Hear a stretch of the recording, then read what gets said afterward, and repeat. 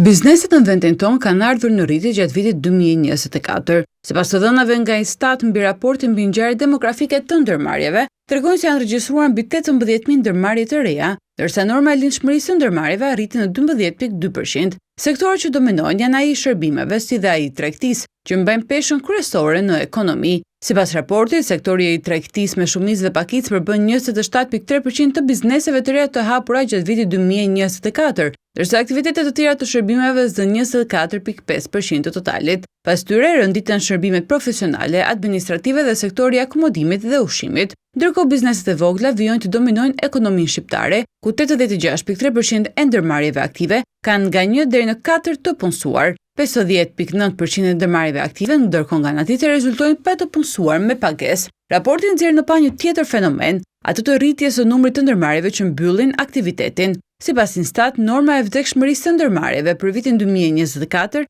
arriti në 10.8%, duke reflektuar vështirësitë që hasin kryesisht bizneset e vogla në treg. Sektorët më të prekur nga mbylljet rezultojnë të jenë akomodimi dhe shërbimi ushqimor, si dhe aktivitetet të lidhura me shërbimet. Të dhënat tregojnë gjithashtu se ndërmarrjet më të mëdha dhe ato të lidhura me teknologjinë, informacionin dhe komunikacionin kanë norma më të larta mbijetese në treg. Sipas Instat, dinamika e hapjes dhe mbylljes së bizneseve lidhet ngushtë me zhvillimet ekonomike, konsumin dhe klimën e investimeve në vend.